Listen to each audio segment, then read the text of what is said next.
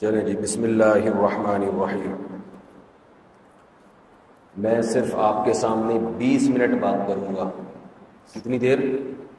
20، کیونکہ جب پروگرام طے ہوا تھا اس میں یہی طے ہوا ہے کہ 20 منٹ بات ہوگی،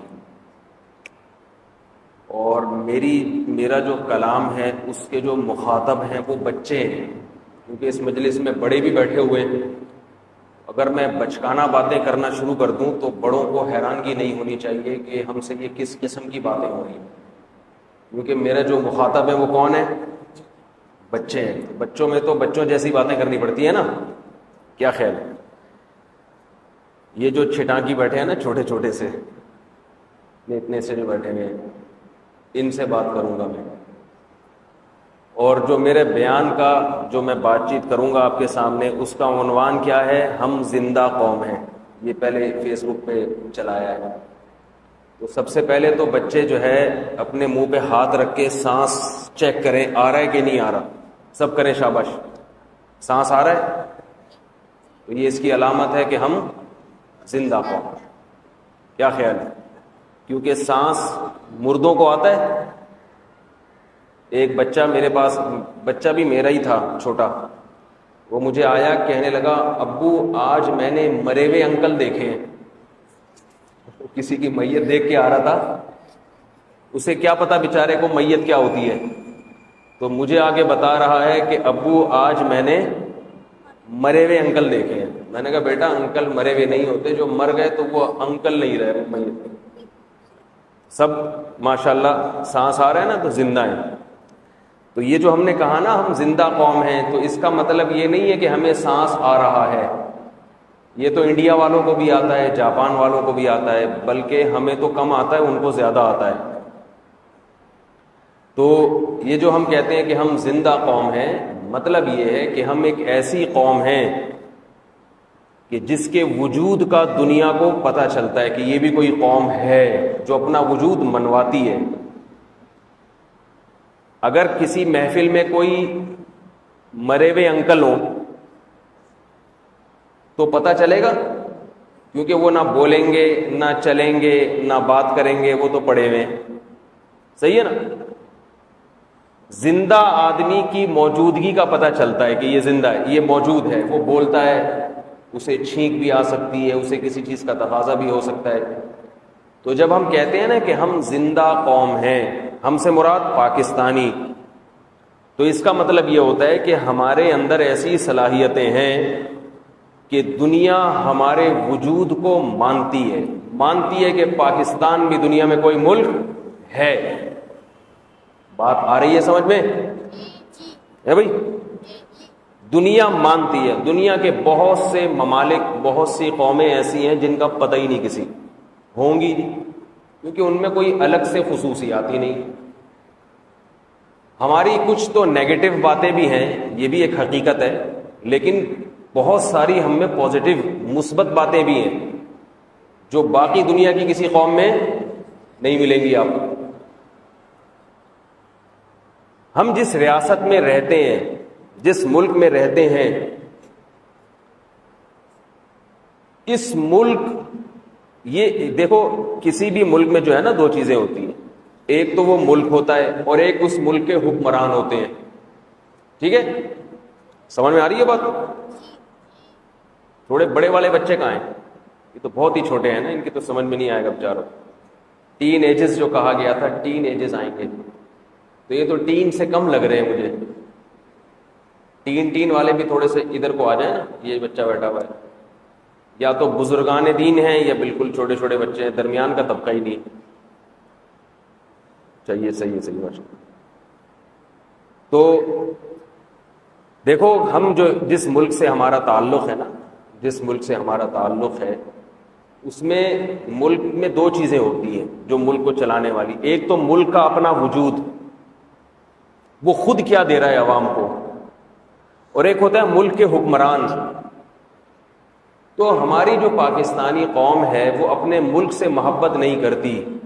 کیوں؟ اس لیے کہ وہ اپنے حکمرانوں کو دیکھتی ہے، ریاست کو نہیں دیکھتی، اسٹیٹ کو نہیں دیکھتی۔ حکمران اچھے بھی آتے ہیں برے بھی آتے ہیں، دیانتدار بھی ہوتے ہیں کرپٹ بھی ہوتے ہیں۔ حکمران تو بدلتے رہتے ہیں نا، ریاست نہیں بدلتی، ملک نہیں بدلتا۔ تو ہمیں اپنے ملک سے اگر محبت کرنی ہے تو ہمیں یہ دیکھنا ہے کہ ہمیں ہمارا ملک کیا دے رہا ہے۔ سمجھ میں آ رہی ہے بات؟ تو اللہ کا شکر ہے کہ ہمیں ہمارا ملک اتنا کچھ دے رہا ہے کہ دنیا میں کسی کا ملک کسی کو شاید اتنا نہ دیتا ہو۔ ساری چیزیں ہمارا ملک ہمیں دیتا ہے۔ ہم اگر پھلوں کی بات کرتے ہیں، پھل کھاتے ہیں نا، تو ہمیں دنیا کا کوئی پھل نہیں ہے جو ٹھیلوں پہ نظر نہ آتا ہو۔ یہ ہمیں کہاں سے مل رہا ہے؟ یہ سارے پھل یہ ہماری زمین ہمیں نکال کے دے رہی ہے۔ کیلا بھی ملے گا، خربوزہ بھی ملے گا، آم بھی ملے گا، تربوز بھی ملے گا، ناشپاتی بھی ملے گی، اخروٹ بھی ملے گا، بادام بھی ملے گا، پستہ بھی ملے گا۔ اگر پھلوں کو گننا شروع کر دوں میرے 20 منٹ اسی میں پورے ہو جائیں گے، مگر پھلوں کی تعداد ختم نہیں۔ یہ کون دے رہا ہے ہمیں؟ اللہ دے رہے ہیں، اصل تو اللہ دے رہے ہیں، لیکن ذریعہ کس کو بنا رہے ہیں؟ ہمارے ملک کی زمین کو۔ سمجھ میں آ رہی ہے بات؟ تو ظاہر ہے جب ہم اتنی ساری چیزیں کھائیں گے، جو قوم اتنے سارے پھل کھائے گی وہ مری بھی ہوگی یا زندہ ہوگی؟ زندہ اس حوالے سے ہوگی کہ اس کی صحت بھی اچھی ہوگی اور اس میں دماغی صلاحیتیں بھی اچھی ہوں گی۔ دوسری چیز، انسان کیا کھاتا ہے؟ یا تو پھل کھاتا ہے یا سبزی کھاتا ہے، اور تیسری چیز کیا کھاتا ہے؟ ذرا آپ لوگ بھی بتائیں۔ گٹکا، پان، بتاؤ بھائی تیسری چیز کیا کھائی جاتی ہے؟ گوشت کھایا جاتا ہے نا، گوشت سب سے زیادہ کیا کھایا جاتا ہے بھائی؟ گوشت۔ گوشت میں 4 قسم کے جانور ایسے ہیں جو پوری دنیا میں سب سے زیادہ جن کے گوشت کو مرغوب سمجھا جاتا ہے، کھائیں نہ کھائیں لیکن اچھا سمجھتے ہیں۔ اونٹ کا گوشت، گائے کا گوشت، بکرے کا گوشت اور دمبے کا۔ یہ چاروں ہمارے ہاں اتنے زیادہ پائے جاتے ہیں، بقرعید میں آپ دیکھ لو کتنا مال کٹتا ہے، اس کے باوجود پورے سال قصائیوں کی دکانوں پہ لٹکا ہوا نظر آتا ہے۔ اتنا لٹکا ہوا نظر آتا ہے، آدمی سوچتا ہے کہ کٹا ہوا کہاں گیا؟ کاٹا کس کو تھا اگر اتنا لٹکانے کے لیے بھی تھا؟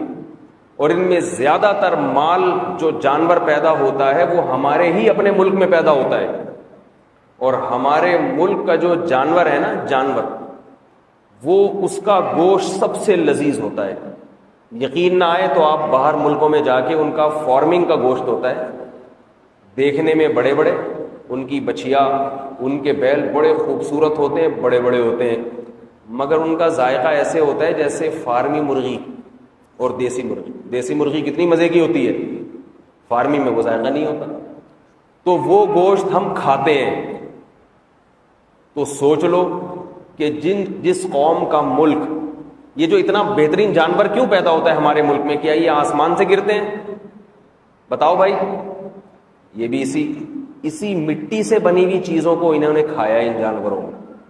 اس لیے بیل دیکھو، وہ چاند بیل دیکھا ہے آپ لوگوں نے؟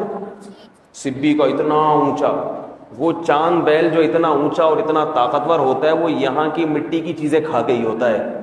اس سے پتہ چلتا ہے کہ اللہ نے ہمارے ملک کی مٹی میں خاص برکت رکھی ہے۔ جن جن کی سمجھ میں نہیں آ رہا وہ چلے جائیں، جن جن کی سمجھ میں آ رہا ہے وہ بیٹھے رہیں۔ تو یہ برکت کس میں رکھی ہے اللہ نے؟ مٹی میں۔ تو اب سوچو کہ جو قوم ان جانوروں کو کھاتی ہوگی اس کے اندر بھی تو یہ آثار آئیں گے کہ نہیں آئیں گے؟ فارمی مرغی جو کھاتا ہے، تو جو گوشت ہم کھاتے ہیں نا، وہی گوشت کے آثار ہمارے جسم میں آتے ہیں۔ فارمی مرغی کھاؤ گے تو مرغی کی طرح موٹے تو ہو جاؤ گے، مگر ایک جگہ سست پڑے رہو گے آپ۔ دیسی کھاؤ گے تو ایسے موٹے نہیں ہوگے، مگر ہوگے چست، پھاگتے توڑتے نظر آؤ گے آپ۔ ہم جب دارالفتاء والارشاد میں تھے تو برطانیہ سے ایک گورا جو مسلمان تھے وہ آئے، ماشاءاللہ ان کا بڑا اونچا قد، چوڑا سینہ ان کا، بڑا لہیم شہیم. میری ان سے دوستی ہو گئی تھی. میں نے ان سے کہا ماشاءاللہ آپ کی اللہ نے صحت بہت دی ہے. تو انہوں نے ہمارے جامعہ میں ایک چوکیدار تھے، گارڈ بھی تھے، وہ باڈی گارڈ بھی تھے، پٹھان تھے وہ، ان کو بلایا. وہ پٹھان جو تھے نہ تو ان کی طرح لمبے، نہ ان کی طرح چوڑے، نہ ان کی طرح موٹے. مجھے کہا کہ تمہارا یہ پٹھان جو ہے نا یہ مجھ سے زیادہ طاقتور ہے. میں نے کہا کیسی بات کر رہے ہو بھائی، آپ کی تو ماشاءاللہ ران 6 کلو کی ہے، چانپوں کا تو اللہ ہی بہتر جانتا ہو. اتنی بے تکلفی سے تو بات تو نہیں کی، یہ تو میں آپ سے کر رہا ہوں، یعنی بتانے کو ان کی آپ کی تو پنڈلیاں اتنی چوڑی موٹی موٹی، قد دیکھو، ہڈیاں دیکھو، تو آپ کیسے کمزور اور وہ کیسے طاقتور، وہ تو چھوٹا سا ہے مختصر سے. اس نے کہا کشتی کرا کے دیکھ لو، یہ مجھے پٹخ دے گا، میں اس کو نہیں پٹخ سکتا. میں نے کہا عجیب بات ہے. پھر اس نے مجھے بلایا قریب، اس پٹھان چوکیدار کو بھی بلایا. پھر اس نے اپنی پنڈلی جو ہے نا ایسے دکھائی اور کہا اس پہ ہاتھ لگاؤ، یہاں پہ پنڈلی کے گوشت پہ ہاتھ. میں نے گوشت پہ ہاتھ لگایا تو ایسے مکھن کی طرح نرم نرم سا گوشت، اور کہا اس پٹھان کے ذرا لگاؤ ہاتھ. پٹھان کے لگایا، کرنٹ لگا بہت زور سے، ایسا تھا کہ پتھر. اس نے کہا یہ جسم بنا ہے قدرتی غذائیں کھا کے، اور میرا جو جسم، میری جو گروتھ ہوئی ہے وہ فیڈ، جیسے جانوروں کو فیڈ کھلائی جاتی ہے نا، اس نے کہا ہماری جتنی بھی خوراکیں ہیں ان میں انجیکشن لگایا جاتا ہے یا ان میں کچھ آرٹیفیشل وائٹامنس ملائے جاتے ہیں، اس سے گروتھ ہوتی ہے، مصنوعی گروتھ ہوتی ہے. اس نے دیسی گھی پیا ہے اس نے، اور دیسی گندم کھایا ہے اس نے، ہم نے آرٹیفیشل چیزیں کھائیں. یہ فرق ہے، دیکھنے میں بہت کچھ، اندر سے خالی.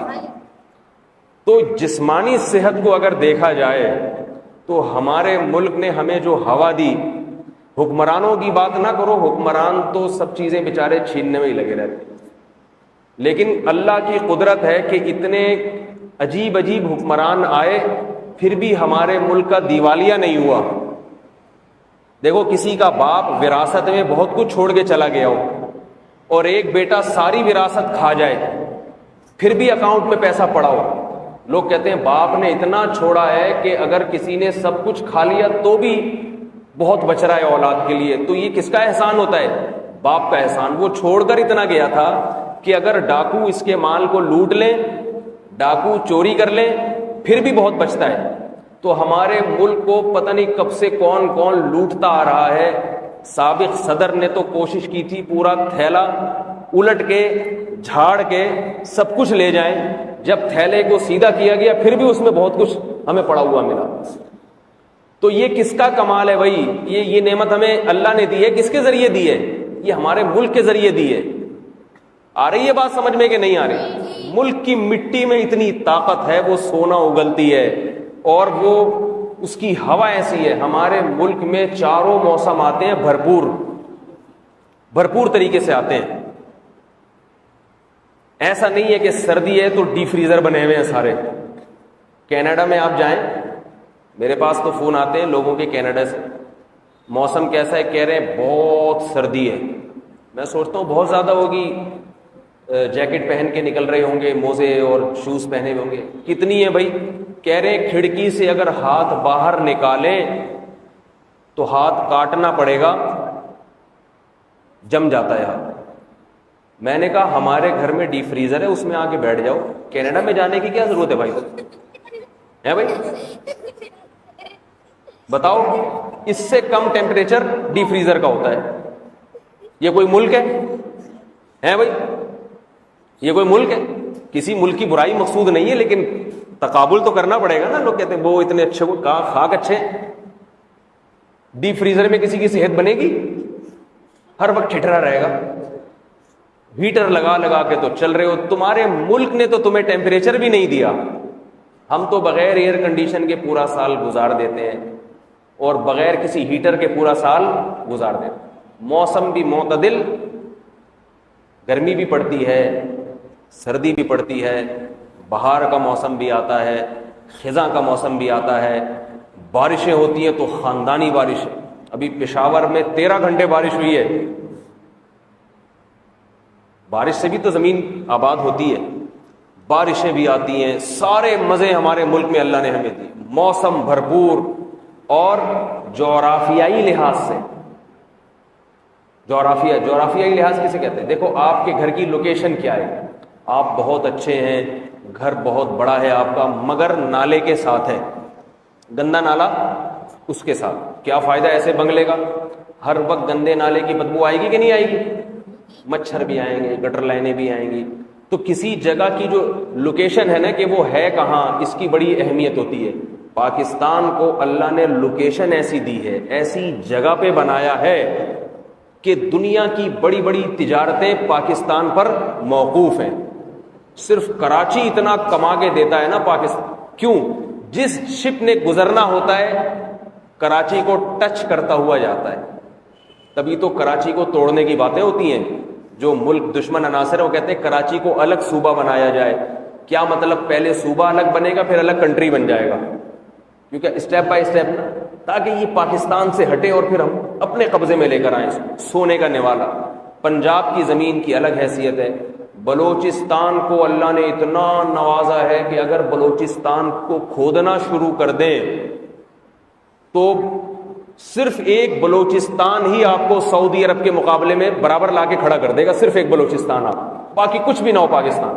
اتنا تیل ہے اس کے اندر، سونے کی کانیں دبی ہوئی ہیں، اور کوئلہ اتنا ہے کہ میں نے خود ایک ماہر معیشت نے بتایا مجھے کہ 200 سال فری بجلی مل سکتی ہے پاکستان کو اگر وہ کوئلے کی کانیں ان کی کھدائی شروع ہو جائے. تو بھائی جب اللہ نے ہمیں اتنا اچھا ملک دیا، اور قوم بھی ہماری بہت اچھی ہے صلاحیت کے لحاظ سے، وہ الگ بات ہے کہ ہماری تربیت ایسے ہاتھوں سے ہوتی ہے کہ وہ صلاحیتیں ہماری غلط استعمال ہوتی ہیں. کیسے غلط استعمال ہوتی ہیں یہ بھی آپ کو چھوٹا سا سنا دوں. صلاحیتیں بہت ہیں. کہتے ہیں کہ جاپان والوں نے ایک سوئی نہیں، امریکہ نے ایک سوئی بنائی اور کہا کہ کسی میں طاقت ہے تو اس سے باریک سوئی بنا کے دکھائے. مہارت ہے تو اس سے بھی زیادہ باریک سوئی بنائے. سوئی تو بہت باریک ہوتی ہے، اس سے زیادہ کون بنائے؟ جاپان نے اس چیلنج کو قبول کیا، اور باریک سوئی تو کیا، جاپان نے اس سوئی میں سوراخ کر کے دکھا دیا. جاپان تو جاپان ہے. پاکستان نے چیلنج قبول کیا، ٹھیک ہے. اب میں بتا رہا ہوں کہ صلاحیت ہے، مگر استعمال کیا ہو رہی ہے؟ 2 نمبری میں. پاکستان نے چیلنج قبول کیا اور اس سوئی پہ میڈ ان پاکستان لکھ کے دکھا دیا. کتنی باریک چیز جس پہ سوراخ ممکن نہ ہو، اس پہ لکھنا کتنا مشکل ہوگا، مگر کیا لکھ کے دکھا دیا؟ Made in Pakistan. تو صلاحیتیں غلط استعمال ہو رہی ہیں، غلط. علماء کی کوشش یہ ہوتی ہے کہ یہ جو نئی نسل ہے نا، اس کو جو اللہ نے دماغ، ہم جو خوراکیں کھاتے ہیں نا، میں جلدی سے بات مکمل کروں، اس کے جسمانی اثرات بھی اچھے ہیں اور روحانی. ہم جسمانی طور پر بھی زندہ ہیں، روحانی طور پر بھی زندہ ہیں. روحانی زندگی کسے کہتے ہیں؟ کہ آپ کے اخلاق اچھے ہوں. کہنے کو تو ان کے اخلاق بہت اچھے ہیں دوسری قوموں کے، لیکن اگر حقیقی معنوں میں دیکھا جائے من حیث القوم، ہم ان سے تہذیب اور اخلاق کے لحاظ سے اچھے ہیں. ہمارے ہاں والدین کی خدمت کی جاتی ہے کہ نہیں کی جاتی؟ وہ تو نہیں کرتے، وہ تو اولڈ ہاؤس میں داخل کر دیتے ہیں. اخلاقی لحاظ سے ہم اچھے ہوئے، وہ اچھے ہوئے یا ہم اچھے ہوئے؟ ہم تو بوڑھے ماں باپ کو رکھتے ہیں. میں اکثر ایک واقعہ سناتا ہوں. کسی نے کہا کہ وہاں ان ملکوں میں 60 سال سے اوپر جس بزرگ کی عمر ہو جائے، ہسپتال میں ان کے ساتھ بہت اچھا سلوک کیا جاتا ہے، اور پاکستان میں ہسپتالوں میں بوڑھوں کے ساتھ بہت برا سلوک کیا جاتا ہے. وہ اپنے ملک کا موازنہ کر رہے تھے پاکستان کے ساتھ. سمجھ میں آ رہے ہیں؟ بہت آرام سے ٹھہر کے بتا دوں تاکہ آپ کے دماغ میں اتر جائے. پاکستان میں یہاں کسی ہسپتال میں بوڑھے کو داخل کریں، واپسی کا چانس مشکل ہی ہے. جوان کو داخل کرے تو بوڑھا ہو کے آتا ہے وہ بیچارہ. ایسا ماحول ہوتا ہے وہاں، پان کی پیکیں، چادر ہی نہیں ہے، تبدیلی نہیں ہو رہی چادر، نرس غائب ہے. آئے گی تو ایسی چڑیل سی نرس آئے گی، اسے دیکھ کے آدمی کا ویسے ہی جو ہے انا للہ پڑھنے کو دل کرے اسے، بوڑھوں کی خدمت کے لیے عجیب عجیب حساب کتاب رکھے۔ یورپ امریکہ میں آپ جائیں، وہاں اگر آپ 60 سال سے اوپر کے ہیں تو آپ کو بہت عزت ملے گی، نرس آپ سے بار بار آپ کے پوچھے گی ایکسکیوز کیا چاہیے آپ کو، اور وغیرہ وغیرہ وغیرہ، پیسے بھی نہیں لیتے آپ سے۔ تو مجھے کہنے لگے دیکھو یہاں بوڑھوں کا احترام وہاں نہیں۔ میں نے کہا وجہ بات یہ کہ یہ جو نرس ہاسپٹل میں اس بوڑھے کی اتنی خدمت کر رہی ہے، اس سے کہو کہ اب گھر میں اپنے باپ کی بھی کرتی ہے بھائی، گھر میں اپنے بوڑھے باپ کی بھی ایسی خدمت کر رہی ہے؟ جواب نہیں میں ہو۔ اور یہاں جو نرس اس بوڑھے کے ساتھ بدسلوکی کر رہی ہے ہاسپٹل میں، اس سے پوچھو گھر میں اپنے باپ کے ساتھ بھی ایسی بدسلوکی کرتی ہو؟ کہے گی نہیں، وہ میرے فادر ہیں، ان کو میں اس ہاسپٹل میں لائی ہی نہیں۔ صحیح ہے نا، ان کے لیے میں نے الگ جگہ دیکھا۔ تو پہلے تو اپنے ماں باپ ہیں، باقی بعد میں وہ جو بوڑھے کے ساتھ اچھا سلوک کیا جا رہا ہے ہاسپٹل میں، اس اچھے سلوک کی تنخواہ مل رہی ہے، اس کو پیسے مل رہے ہیں۔ اس کو ایئر ہوسٹس جب مسکرا کے بات کرتی ہے جہاز کے مسافروں سے، اس مسکرانے کے پیسے ملتے ہیں۔ یہ ایئر ہوسٹس کیا اپنے گھر میں اپنے شوہر کے ساتھ، اپنے بھائی کے ساتھ بھی اسی طرح ہر وقت مسکراتی ہے کیا؟ بھائی بٹن دبایا، بہن آئی جی کیا چاہیے، بہن ایک گلاس پانی پلا دو، جی آپ میرے بھائی ہیں میں آپ کو پانی پلاؤں گی، آپ بیٹھیے میں آ رہی ہوں۔ کبھی ایسا ہوا؟ جا کیوں پلاؤں پانی، تو میرا کیا لگتا ہے پیسے دے رہا ہے کیا مجھے؟ تو اخلاق ایک تو ظاہری ہوتے ہیں، حقیقی اخلاق ہوتے ہیں۔ میں یہ نہیں کہہ رہا کہ ہمارے یہاں جو ہسپتالوں میں بوڑھوں سے برا سلوک ہوتا ہے کوئی اچھا کام ہوتا ہے، بوڑھوں سے ہسپتالوں میں بھی اچھا سلوک ہونا چاہیے، قانون سازی ہونی چاہیے، اس کی نگرانی ہونی چاہیے، لیکن کمپیئر کر رہا ہوں میں تو روحانی لحاظ سے ہمارے ہاں طلاق یافتہ بہن کو لوگ گھر پہ رکھتے ہیں، اس کی خیال، ہمارے ہاں طلاق دیتے بھی نہیں اتنے آرام سے۔ ڈیورس ایک بہت برا لفظ ہے ہمارے معاشرے میں، مرد برداشت کرتا ہے عورت کو۔ تو ریلیشن ہے، رشتے ہیں، تعلقات ہیں، مسجدوں میں چندہ دیتے ہیں لوگ، مدارس میں خرچ کرتے ہیں۔ یہ سارے مدارس یہ کیسے چل رہے ہیں؟ لاکھوں لاکھوں روپے ایک ایک دن کا مدارس کا خرچہ ہے۔ کیا یہ امریکہ بھیجتا ہے یا حکومت دیتی ہے؟ یہ سب یہیں کی عوام۔ تو عوام میں، لوگوں میں خرچ کرنے کا جذبہ ہے، یہ ہماری پازیٹو چیزیں ہیں، مثبت چیزیں ہیں۔ روحانی لحاظ سے بھی زندگی اور جسمانی لحاظ سے بھی زندگی۔ تو یہ ساری چیزیں، اب میں بات کو سمیٹتا ہوں، میں 1-2 منٹ اور بات کروں گا کہ اب دیکھو یہ جو چھوٹے بچے ہیں نا، یہ بیان میرا نیٹ پہ بھی جائے گا اور بھی بہت سارے لوگ سنیں گے۔ جتنے اونچے طبقے ہیں نا، اونچ عہدے، وہ سارے پہلے بچے ہوتے ہیں، اچھے ہائی فائی اسکولوں میں پڑھتے ہیں، پھر اونچے عہدوں پہ فائز ہوتے ہیں، پھر وہ ملک کی نمائندگی کرتے ہیں۔ تو ملک کو نمائندگی کرنے والے اگر اچھے لوگ لگیں، اچھے لوگ ملیں، تو ملک کی پوری دنیا میں اچھی پہچان ہو جاتی ہے۔ اور نمائندگی کرنے والے اگر اچھے نہ ہوں، ملک اچھا ہونے کے باوجود بھی لوگوں کی نظر میں برا کہلاتا ہے، کیونکہ اس کی نمائندگی صحیح ہاتھوں میں نہیں ہے۔ انٹروڈکشن جو کروانے والا ہے نا، اس ملک کو جو انٹروڈیوس کروانے والا ہے، وہ کرپٹ آدمی ہے، تو لوگ سمجھیں گے ان کا ملک ہی ایسا ہوگا۔ تو یہ بچے ہمارے ماشاءاللہ، چند چیزوں کا آپ لوگ اہتمام کریں۔ نمبر 1، جو بھی ملک توڑنے کی بات کرے گا، بھی آپ نے زندگی گزارنی ہے، ابھی تو آپ کی پوری عمر پڑی ہے۔ جو اوپر کے طبقے کے لوگ ہوتے ہیں، کوئی آدھی گزار چکا ہے، کوئی 2/3 گزار چکا ہے، اس کو ابھی زندہ رہنے کا ٹائم تھوڑا ملے گا، ملک کی خدمت کا وقت اسے کم ملے گا۔ اور جو بچے ہیں نا جو یہاں بیٹھے ہوئے ہیں، آپ کو خدمت کا وقت زیادہ ملے گا۔ تو ایک بات کا عزم کریں کہ کوئی بھی ایسی طاقت جو ملک توڑنے کی بات کرے، آپ نے اس سیاسی تنظیم کو، یا چاہے وہ سیاسی ہو یا عسکری ہو، عسکری کا مطلب مسلح تحریک ہو، آپ نے اس تنظیم کا ساتھ کبھی بھی نہیں دینا، چاہے وہ قرآن حدیث کے نام پہ ملک توڑے یا وہ سیاست کے نام پہ توڑے، ظلم کے نام، کہ ہماری قوم کے ساتھ ظلم ہو رہا ہے لہذا ہم فلاں ٹکڑا الگ کرنا چاہتے ہیں، یا ہم قرآن و حدیث نافذ کرنا چاہتے ہیں، اس کے لیے ہم کیا کریں گے؟ ملک کو توڑ دیں گے۔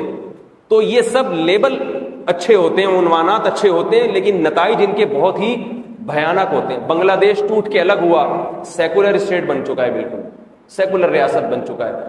ٹوٹنے کی بات جہاں بھی ہوگی وہاں ملک کا بھی نقصان ہے، عوام کا بھی نقصان ہے۔ تو ایک عزم کریں ہمیشہ کے لیے، جتنے یہاں بیٹھے ہیں، کہ کبھی ایسی تنظیم کا اور ایسی قوتوں کا ساتھ نہیں دیں گے جو ملک توڑنے کی بات کریں، چاہے وہ سیاست کے عنوان سے ہو یا دین کے عنوان سے۔ اور دوسری بات کیا ہے کہ ہمارے ملک کی جو دنیا میں جو سب سے بڑی برائی سمجھی جاتی ہے، ظاہر ہے ملک کی نہیں ہے، وہ تو ایک قصور ہے لوگوں کا کہ وہ نمائندگی صحیح نہیں کرتے، وہ کیا ہے؟ کرپشن، پیسوں کے لین دین میں کلیئر نہیں ہے، صاف نہیں ہے۔ پاکستانی دنیا میں کہیں بھی چلا جائے نا تو تاجر اس سے تجارت کرتے ہوئے ڈرتا ہے، اس کو یہ ہے کہ یہ دھوکہ دے گا مجھے۔ میں نے بتایا نا، صلاحیت ہے، صحیح استعمال ہو جائے تو صحیح ہے، غلط استعمال ہو جائے تو غلط۔ تو آپ جب بھی دنیا میں تجارت کریں یا کہیں جاب کرتے ہیں آپ، تو ایمانداری جو ہمارے مذہب نے، ہمارے دین نے ہمیں سکھایا ہے، اس ایمانداری کو لازم پکڑیں۔ گورنمنٹ کی جاب میں جاتے ہیں، ایماندار بن کے دکھائیں آپ، میں رشوت نہیں لیتا۔ بات آ رہی ہے سمجھ میں؟ میں نہیں لیتا، وہ کہ میں تو لیتا ہوں، آپ لے لیں، میں نہیں لوں گا، میں حلال پہ گزارا کروں گا۔ اس سے کیا ہوگا؟ جب ایسا طبقہ ہمارا اوپر کے طبقے میں جائے گا، اور تعلیم کی کوشش کریں، اونچے طبقوں میں جانے کی کوشش کریں۔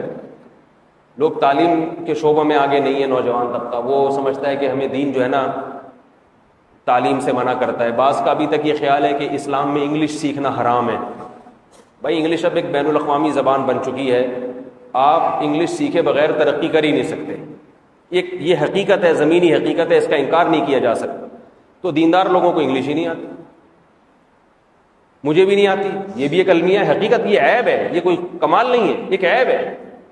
تو ہمیں تو موقع نہیں ملا نا سیکھنے کا، ہم تو علم دین میں اتنے مشغول رہے ہیں، آپ کی تو ابھی بچے ہیں آپ لوگ، ہمیں تو سمجھ بہت 18 سال میں تو ہمیں خیال آیا تھا علم دین سیکھنے کا، بڑے ہو گئے تھے اتنے، اور اس کے بعد بھی بہت دماغ لگتا ہے انسان کو سیکھنے میں، کچھ سمجھنے میں۔ اب جو ہم تجربے کی اور سیکھی ہوئی باتیں ہیں وہ آپ کو بتا رہے ہیں۔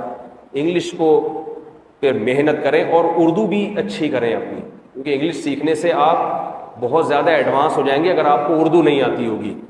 اردو سے آپ کا علماء سے لنک رہے گا، اور انگلش سیکھنے سے آپ دنیا کی آنکھوں میں آنکھیں ڈال کے بات کرنا سیکھیں گے۔ یہ دونوں زبانیں ضروری ہیں۔ عربی علماء کے لیے ضروری ہے، عوام کے لیے عربی ضروری نہیں ہے، البتہ عوام کے لیے اتنی عربی جس سے قرآن اس کی سمجھ میں آ جائے وہ ضروری ہے۔ عوام کے لیے عربی اس لیے ضروری نہیں ہے کہ یہاں کوئی عربی بولنے والا نہیں ہے، کوئی فائدہ نہیں ہے عربی سیکھنے کا۔ دنیا میں بھی عرب لوگ عربی بولتے ہیں، وہ آپ کے محتاج نہیں ہے، وہ آپ سے کچھ سیکھیں گے نہیں۔ تو یہ چند باتیں تھیں آپ سے میں نے کی، اللہ تعالیٰ ہم سب کو عمل کی توفیق عطا فرمائے۔ ان بچوں کے لیے کچھ انتظام بھی کیا ہے، کچھ ہے بھائی، کچھ کھانے پینے کا، کوئی ریفریشمنٹ؟ بچے تو بچے ہیں نا، یہ کہیں گے یہ کیسا پاکستان ہے جو ہمیں کیلا ہی نہیں کھلا رہا، یہ کیسا پاکستان ہے جس نے ٹافی نہیں کھلائی ہمیں؟